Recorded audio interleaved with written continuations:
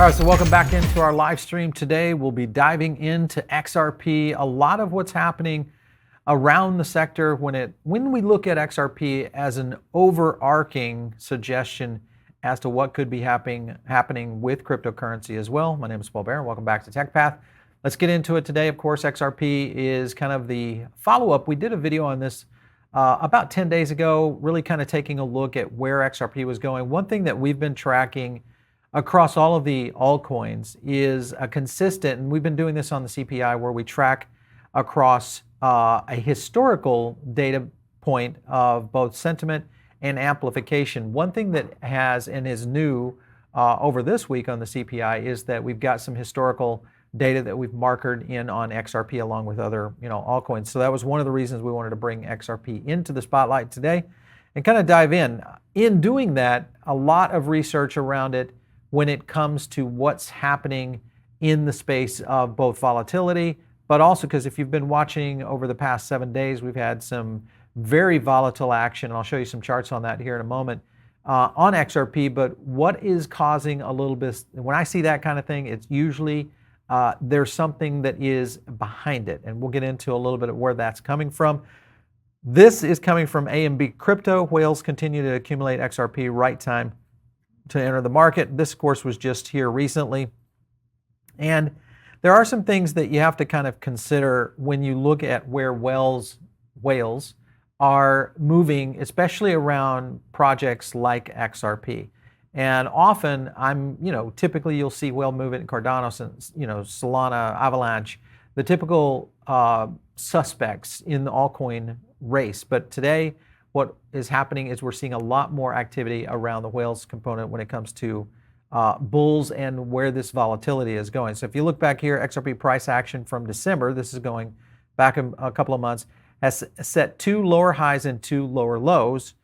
Drawing trend line across these swing points reveals some transformation in the symmetrical triangle. Again, this goes back in the TA component, but it is forecasting a 46% move, measuring the distance between the first swing and the high and the first swing low. And if you are a TA person and you're kind of looking at how these things flow out, now there are times when TA, technical analysis, does in essence prove into its point. Now there are a lot of things that usually have to happen that cause a lot of price action to create a TA map that is somewhat in unification. Remember, what we look at is not necessarily the price action of technical analysis, but more in essence is the sentiment action that drives price action that drives technical analysis. So I kind of go to the root of where usually things start, and that is around the sentiment and amplification layer of just how retail investors are thinking about a particular project. So pretty interesting here. Educated guess hints that the consolidation will continue for another week or two before a breakout occurs. However, judging the recent bullishness in the marketplace, XRP prices like to see a bullish move when it moves out of this symmetrical angle.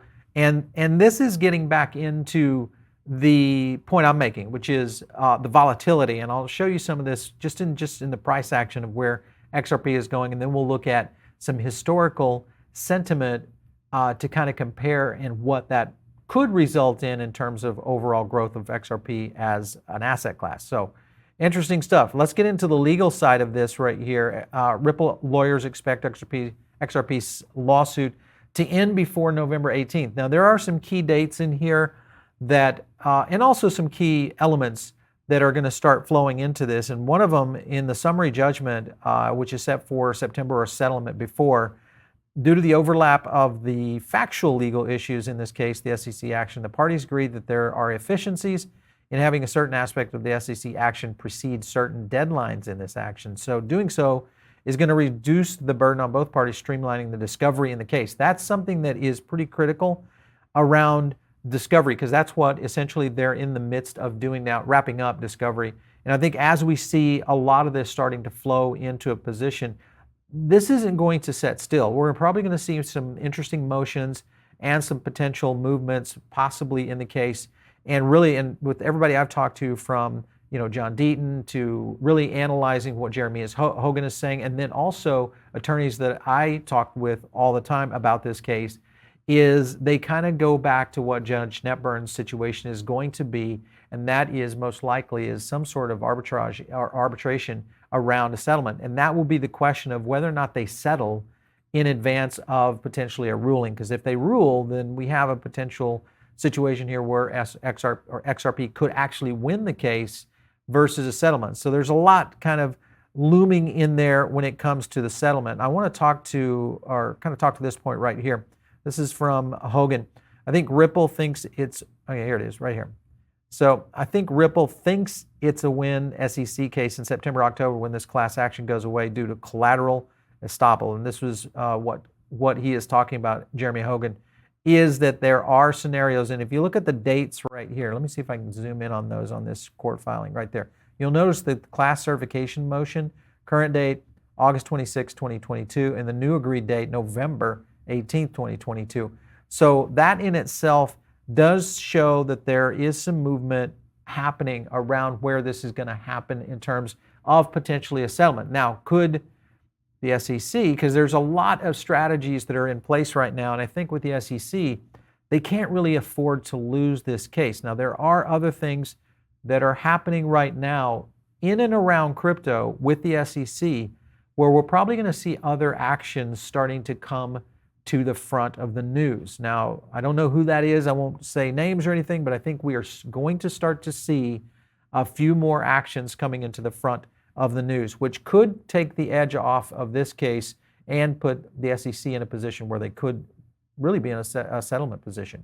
If you look at the second scenario right here, Gary Gensler has been advised Ripple could achieve a complete victory. This makes Judge Netburn's reconsideration decision even more significant only when and if the SEC is forced to turn over the 63 Hinman speech emails and possibly the other notes.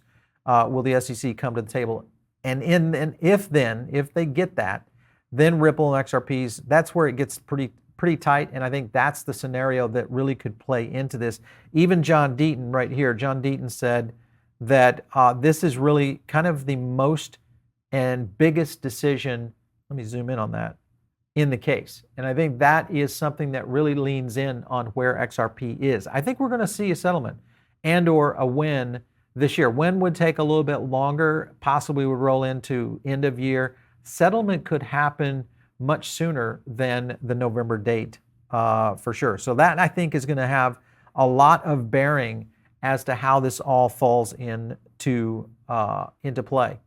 Now, if you look at, let's think beyond the lawsuit and the SEC case and start thinking about strategic elements that would have to play into the rise of XRP. And when I say the rise, meaning can XRP start to really recover and do something in terms of price action? A couple of things that have to play into this. And I'm going to give you at least some of my own price predictions on how this might play out. Now remember, just as a disclaimer, these are market movers. We'll do research, give you data analysis, our own Crypto Power Index, which is a sentiment and amplification score, but it's not investment advice. The idea is to give you guys the building blocks of research and tools to go out and make some decisions on your own, but always, before you invest in anything, do your due diligence, make sure you understand what you're getting into, and number one, always do the research and check it against multiple parties. That's something that we do here all the time. So when you look at price action, which has been bound to the inside of the cloud, creating an indecisive and volatility, I would agree with that. The threshold for bullish or bearish breakouts has been a little bit reduced, and I think a lot of people are looking at this as kind of a little bit of a point of no return, so to speak, for XRP. And when I say right now, what we're seeing both on volatility, now I would argue that in a couple of cases, and one of the cases that we're dealing with is, remember that the Fed has started to soften their position on adjusting interest rates. The likelihood in that is being caused because of the Ukrainian conflict with Russia, and because if we start to see more inflationary scenarios that play into the US economy, which would most likely come in the way of gas prices, along with other key elements. Remember, there's a lot of other things that could have ripple effects, and we won't necessarily see what that result is until most companies close their books at the end of the month. When that starts to occur, we'll start to see some of the global impact on that. Remember, you've got oil, energy, lots of energy coming out of Russia that has now been sanctioned. You've got a ton, and not necessarily to Europe or to the EU. Then you have even Elon Musk tweeting the other day that it's time to look at making sure that we have alternative resources for reserves. This could push the U.S. into all sorts of scenarios in terms of doing deals with some people that maybe we have not necessarily wanted to do deals with in the past to ensure that we maintain a good oil supply for the nation's energy needs. All of that, how does that play into XRP? Because if that has a direct impact on the U.S. economy, the next thing that will get hit, of course, is going to be stock market. And when we see stock market get hit, we do see a certain amount of trickle up or trickle down effect within the crypto markets. Now, could we see alternatives where crypto truly does become the hedge? Bitcoin becomes kind of the cornerstone of where maybe US dollar acquisition and movement is starting to move into for that? Sure, all that could be playing into it. But as my point is saying, is that if we see heavy inflation and continued price increases in key categories and areas, then it's likely to slow down the acceleration of XRP, even if we do see a settlement. Now, sure, we're gonna have a nice little bump. It will depend on where Bitcoin is at that particular time as to what that kind of recovery is going to look like for XRP. But overall, I think that we will see a very interesting time of how XRP is going to respond to this. One thing I wanted to kind of show here, and this kind of just goes to my point, very price indecisive of a major breakout in either direction.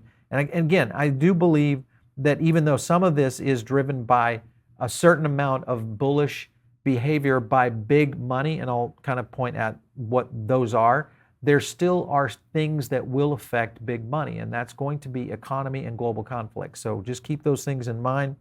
And if you can kind of look at here, if bulls want to invalidate any near-term bearish outlook, then at a minimum, they need to close XRP above the Sunoco span B. This is where we get into a lot of the technical detail, but the point is that it's going to have to maintain a certain level of support for it to be able to kind of mitigate and move on to the next level. And that, of course, goes into what is happening from the cash side of things and where is XRP going, and does this have an effect on potentially making it into some of these exchanges? So if you look at Ripple locking up 800 million XRP in escrow, that could flood exchanges. So this is a very strategic move.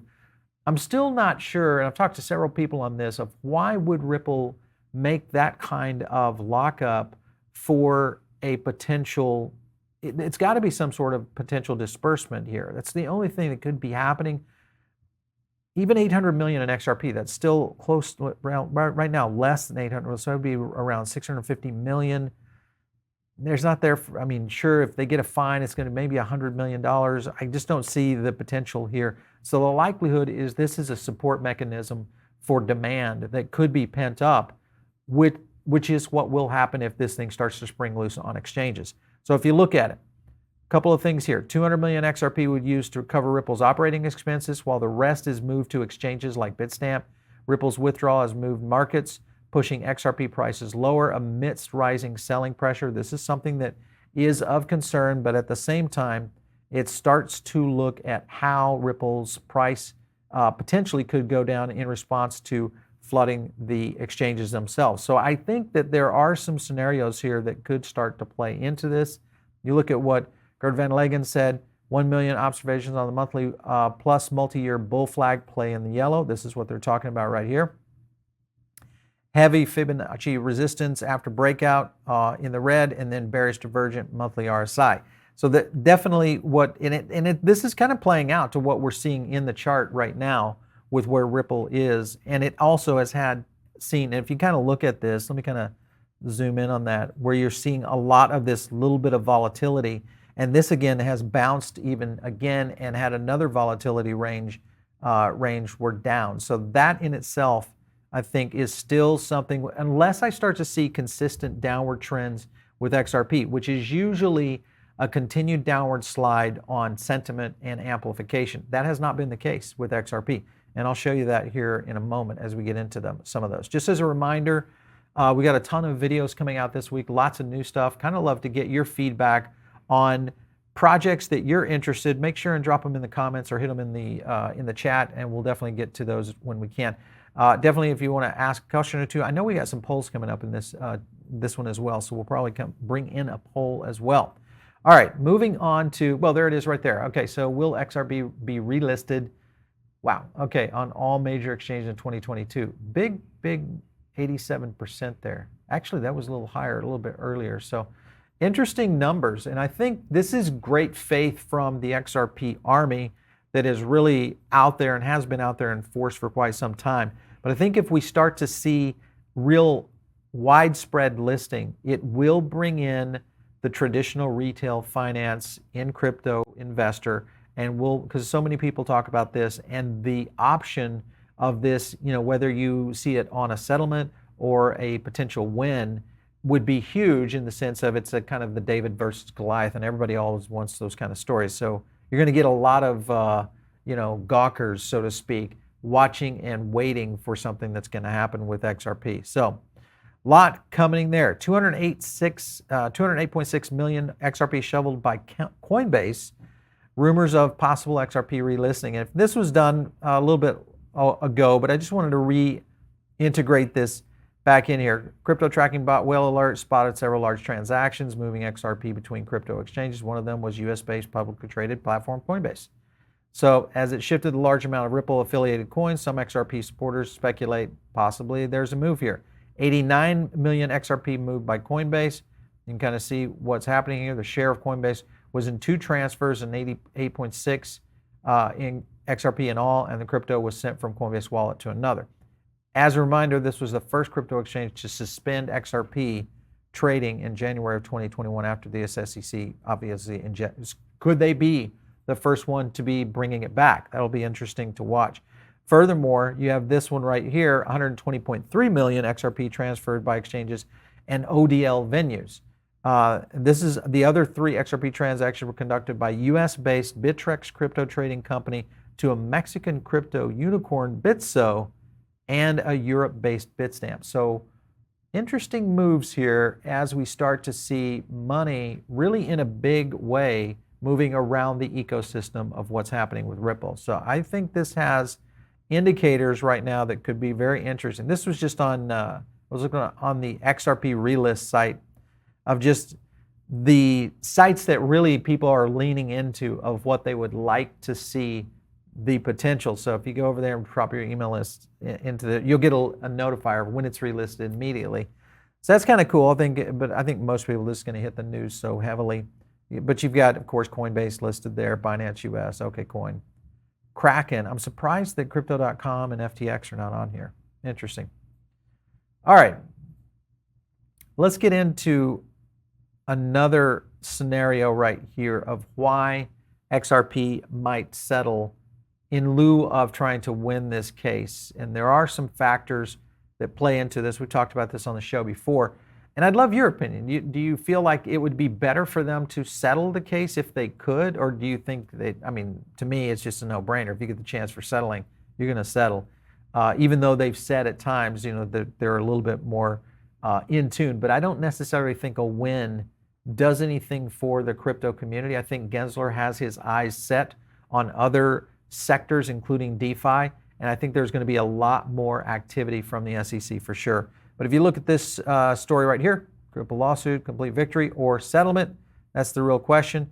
This was what was interesting to me. One reason why Ripple might settle the XRP is because it's cheap and easy. And then trials are typically expensive, racking up enormous legal fees. Obviously, we know that. And if Ripple settles, then it can get on its way with other cheaply and easily. For example, let's say Ripple negotiates with this and hammers out a $10 million settlement. I don't think that's going to be the case. This will be at least 50 million if we don't see maybe 100. That's 1.29 billion less than what the maximum amount Ripple could be forced by the court to pay in a theory. And then the judge in the Ripple case does not appear to be particularly sympathetic to the SEC so far. That's interesting. And we've known this with Judge Netburn in really kind of her positioning, because she hasn't let the SEC slide on really anything other than their delay of what they were doing in some of the motions that were being set forth to kind of, I feel like, slow the trial for some reason. And to me, it still is very curious as to why they are doing those kind of things, other than the Hinman emails and some of the things that really kind of play into that. So a lot happening there. Last up here is 120 million XRP shifted by major changes. We talked about this was 9% over the weekend. Another big bump of Binance, Bittrex, BitHump, shove 120 million in XRP. Again, whale alerts. If you guys are not following Whale Alert on Twitter, I would suggest getting in there and taking a look at that. If you are interested in what some of the big moves are, sometimes it's, a traditional traffic out there, but occasionally they do start calling very good attention to some of these bigger moves, which is always interesting. And then, of course, when you see that kind of thing, you see this right here, which is where XRP plummeted 9%. This was back on over the past week, and this was back in February. So you can kind of see how those effects do have those kinds of movements right there. So it's very interesting to continue to see how this is going to roll out. Now, the question is, how does this affect the future of where XRP is in the short term between now and a potential settlement or a potential win? There's a couple of factors that play into this. And let's kind of play these out. If Bitcoin does get back in the saddle and we do see it start to make another run at an all-time high, XRP is going to have at least a 2 to 3x recovery just with that, without the SEC settlement in tow at all. If we see Bitcoin falter and we see a settlement, I feel like we're probably still in that range of anywhere between a $1.50 XRP all the way up to a $5 XRP. The key there, of course, will be what's happening on the global stage. That's the caveat that really kind of changes and pulls a trump card, so to speak, across everything of how the global stage from an economic standpoint and also from a global conflict standpoint is being addressed as a whole, because that itself is probably going to diffuse a lot of market movement. And even if we do see a huge scenario there with that, that could be a scenario also that XRP could want to make sure that they're doing a timing right at the time that they hit the market when a settlement. Not that they could manipulate it that way, but if I was an attorney, I might, maybe slow things down a little bit, wait for something, or try to speed something up to look at specific timing to really kind of influence where that might land at any given point for the XRP price position. Now, if you look at the CPI, we'll go over to the power index today and take a look at really kind of the fall off overall from the market, because we've seen some pretty big moves over the past couple of weeks, and then this massive fall off right here on Metaverse. Metaverse, I think, just got destroyed. And then you've got pretty much everything else, Bitcoin, Ethereum, even altcoins, also trending down, but not necessarily in a huge way. And then DeFi also having a little bit of a fall off, but it's a completely different scenario with DeFi. It's rating and trending quite a bit lower than the rest of the market. And then you get into, I want to get into altcoins, Metaverse versus gaming, DeFi, and then I'm going to go over to the top 10. And let me give you a quick review of how to read these charts as this one loads up. One thing to watch for in the top 10, the way that we do these reports is we'll look at historical data on the major projects. Obviously, crypto is going to be let out with Bitcoin and Ethereum. And then we bring in the 8 tokens outside of the meme tokens that fall underneath that in terms of market cap. And what we're looking for are 3 key elements. One, of course, is the overall comparison in the market, the whole marketplace of almost 8,000 tokens. Then you compare that against the sentiment and the amplification of those individual projects. And you kind of watch how this rolls. So you've got Bitcoin right here, market cap 741 billion right there. And here's what's interesting. So you've got Bitcoin amplification hovering, starting to intersect right here, just above. Everything's kind of just clogging up right there, but you've got Bitcoin amplification starting to move up a little bit from a 70.08 to a 70.29. This doesn't necessarily mean this is a huge move, but what it tells me when I see something that tight is it starts to look like we're going to see a very light volatility, but most likely if it's trending down, which if you look at the overall sentiment trending down right here, amplification, and then you look at sentiment also trending down. It makes me feel a little bit softer, but I don't anticipate massive moves in a downward direction, but I feel a little softer. So I want to jump over to XRP, do the same thing, and you can do this with all of our top 10. Let's look at Ripple real quick. And this one is the one that is kind of intriguing to me because there's historical data here. Again, the white line is the overall market line. Look how well XRP is performing in here versus overall. All flying above it, doing fine, doing fine. And again, a little bit flat and trending, holding strong right here, a 72.03 and a 72.15 with a 73.29. This was just last Friday, and a 73.18, down just a little bit. So again, overall market trending down, sentiment and amplification both trending slightly up. So this tells me again that I'm looking at potential opportunities here with XRP. So it's at a good spot where it might be, for me, an opportunity for an investment. That's when I look at, when I see these kinds of scenarios where I don't see a downward trend in the market and I don't see a downward fall in sentiment, or I don't see a downward fall in amplification, it makes me get back into the camp of where that particular project is going, providing that the price is right. And just to give an example, I want to show you Solana. This is a good example. Solana was flying high over the past, a little bit, I would say 8 to 10 days. And then you've got sentiment that fell off pretty significantly from a 74 to a 73, but look at this amplification, absolutely just diving right here. Amplification going from a 70.12 to a 68.37. This gives me the wrong indication for what we're seeing when you also have a downtrend occurring in the overall market.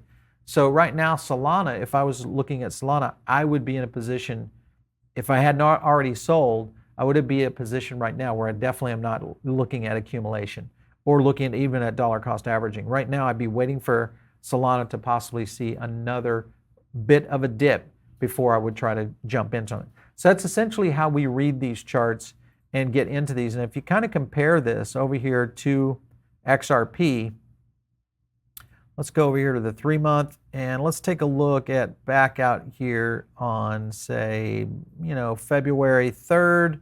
And then you can kind of compare back here in February right here. Let's go around right around here. This is where XRP started to move up.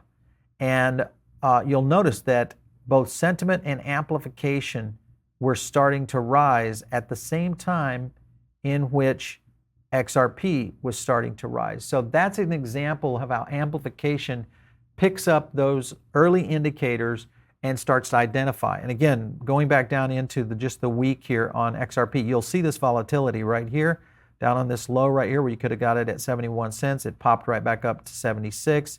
And another little downtrend, up again, and then down again. So this is interesting to me because it tells me that we're starting to see that sideways potential of either, and this goes back to the scenarios I'm talking about, either if we don't get influence from the markets and we don't get anything crazy, XRP could be on the bullish track.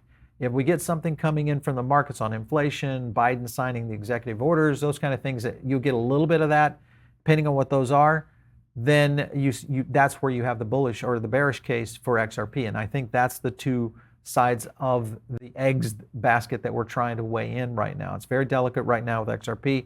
Most tokens have already started to point in that direction. So something to keep an eye on. Let's get into some of the questions today. I know there's a lot that we're going to try to jump on it and go for it. All right, Crypto Pop. I believe Gary Gensler will have no choice but look at Ethereum and the group behind it. The SEC cannot turn a blind eye and more credibility. Your thoughts? Okay. Listen, this it gets really questionable if Gensler starts to turn his guns onto Ethereum again because of what Henman has gone on record, and essentially XRP has kind of put a roadmap for other currency or other projects to kind of point at some of these scenarios of that at the time in which all this was done, there was no ruling by the SEC, and then hence, how could they be, in a scenario where they even would have known? Now, could they try to do something now? Sure, they could. But that's where you get into the scenarios where the SEC is going to essentially it's kind of like regulation by litigation. That's the problem that I think a lot of people are having with where it is right now. So it's a big one. Sky Limitless. Since we're in a bearish trend overall, don't see XRP doing more than $3 after winning, but I'm happy to be wrong. I think you're right. If we are, as I said, if we are on a bearish trend with Bitcoin and we win, sure, it will still see an upward trend. We just won't see that $5 XRP. If we get to, in my opinion, is really in that kind of scenario is probably around a 3x. So if you think about that, trading around 70, 80 cents, maybe that's 250. So I think we're on the same boat there, Sky Limitless. All right, Alex, let's go a little bit. Hi, XRP win versus the SE. Where do you think it could reach? Tech, the mainstream of XRP, what will it be? The main use. I think the main use is going to be the potential for cross-border payments, which has really kind of been the whole case for what Brad Garlinghouse and his team are really after, is cross-border payment unification around the planet. And obviously that affects a lot of old line systems like Swift and many others. And then we will see a complete revolution of where blockchain could really kind of start to lay the groundwork that we've talked about so many times with CBDCs, central bank digital currencies, and how that might all play into the global ecosystem around finance. So I think they're still in the right place. Terry Ball, will XLM be in XRP's coattails when the settlement happens? I think so. We've talked about Stellar a couple of times. They have the potential, and there are many great attributes of what the Stellar project is and can be doing.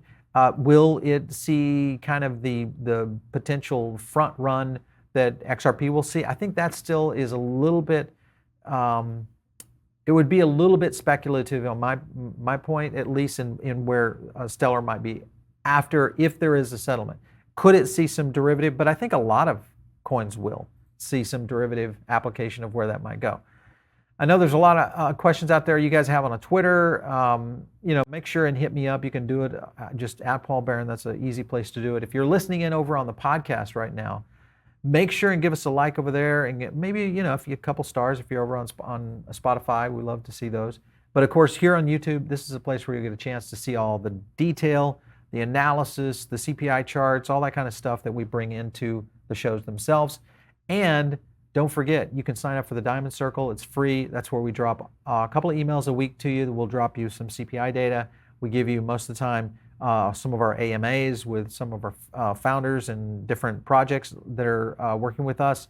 And then additionally to that, you also get in the list for our giveaways, which is where we do our rewards. All that's done now through the Diamond Circle email list, which we announce the winners when we do those. Now, we still talk about it here on the show. We're just going to do it in the Diamond Circle email to be safer, for YouTube relevant type materials. All right, if you guys have any ideas out there, hit me up on Twitter. It's at Paul Barron. We'll catch you next time right here on TechPath.